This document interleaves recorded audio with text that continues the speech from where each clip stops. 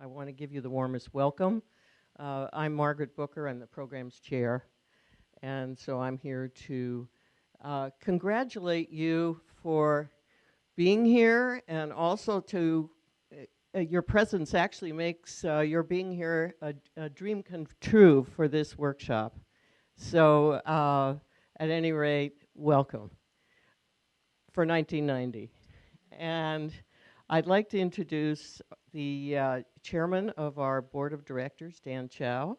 He is an extraordinary person and leader of this organization. He is the former head of Bechtel China, and now a new company, TerraPower, one of the Bill Gates companies. So we're very pleased that he's leading our group. You should know in his background, he is, you could say, a local boy. He went to Stanford as an undergrad, and then he went to the Fletcher School of Law and Diplomacy at Tufts. And so he's very familiar with the international scene. I've asked him to come and speak to you about 1990 in particular. Who are we? What do we do? And why? So here's Dan.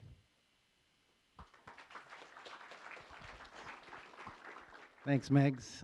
It's a pleasure to be here. I want to welcome you, and I think it's a little intimidating to be in front of 40-some teachers. I've been on the board at Head Royce for about 10 years, and always valued and really felt that schooling is really all about teachers. So thank you for coming. It's an honor for us to welcome you. It's great that you're willing to take 2 days out of your precious summer to be in, I don't want to call this a classroom, but an education setting. So let me tell you a little bit about why we're holding this workshop and what we do. Our mission is really to try to promote better understanding between Chinese and Americans. We're not at the 50,000-foot government policy level, which many organizations are. We want to encourage people to meet with Chinese people to learn more about China, because as you know that China is the second largest economy and is impacting just about everything we do, even though we may not know it. So there's 1.3 billion Chinese. It is the second largest economy, and they are going to impact us. And so the 1990 Institute feels like we need to get prepared more than we have in the past couple decades. So our mission is two-way. We would like the Chinese to understand Americans better. If you go over there, if you've had that chance and you watch their TV, you know that they have a very warped sense of what Americans are like. Everybody's got a gun. So we need to work on the Chinese side. There are more and more Chinese coming over. And of course, we would like to work with all of you to educate our kids. This is really going to be important for them. And we picked high school as the way we could add the most value. Not college kids, not young professionals, because they have other ways of learning about China. But we feel that the high schoolers are about ready to go off on their own. They're going to be independent. And I know that you all can give them the analytical tools for understanding China better. So thanks very much for coming. Our history is almost 25 years. It's about 20, well, we were formed in 1990. We started by trying to get China to develop sustainably. You know, you may not know, but in 1989 there was a Tiananmen incident, and so there were a number of organizations that were formed because there were really not very many to talk about China.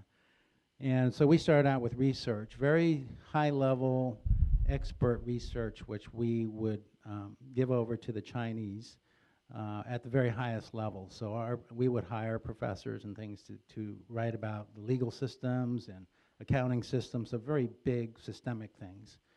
And in the 1990s, we would present them to people like the Premier of China, Jiang Zemin, and so forth. But as China developed, we felt that we should do more people-to-people things. So that was poverty alleviation. We ran a lot of teacher and student exchanges so they can learn about culture and language and the arts. And we did that we've been doing that ever since, for about almost 20 years. Some signature programs were our Spring Bud program, where we raised funds to encourage fourth grade girls in rural China to keep going. They were leaving school, and we felt we needed to run a kind of a model pilot program to get them through college, and now they're in college. There were 1,000 girls. Not all of them are in college, but some went to vocational schools, but a good group, over 200, are going to college.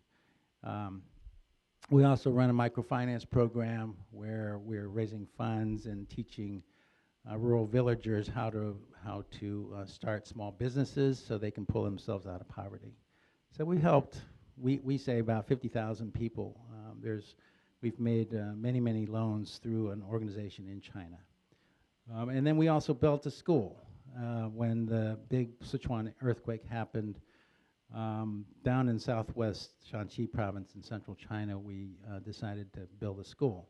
And the school is like bigger than the six neighboring schools. And we got American architects and designers to do it.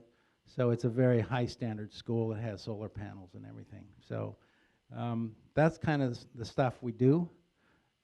We are now focused kind of on our third decade, where we really feel that because China has developed so much, the real impact that 1990 Institute can have is really to put Americans and Chinese together and kind of fill this gulf of information. And we think there's a lot of skewed information, I would say, not totally objective information. That's our goal, and you all, this program is a centerpiece for us because we want to have as much impact as possible, and the impact is really through teachers. Teachers get to students, and then I think we can get a lot more information out there. So that's the 1990 Institute. We are a nonprofit entity. We have one executive director, Susan Lai, and everybody else a volunteer. So we're very happy that you're here and wanting to learn more about China, and we look forward to a great dialogue. We've got some great speakers, so have fun these 2 days. Thanks very much.